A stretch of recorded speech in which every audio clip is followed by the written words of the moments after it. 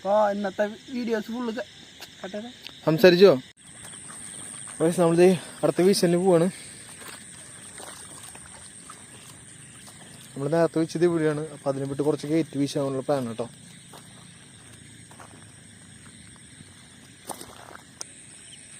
ഇവിടെ നന്നായി പൊടി മീൻ കേട്ടോ. ഇവിടെ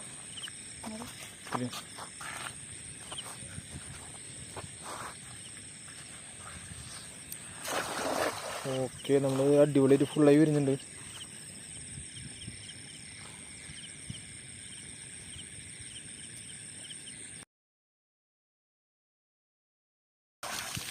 ഇതേ മീനായിട്ടുണ്ട് കേട്ടോ.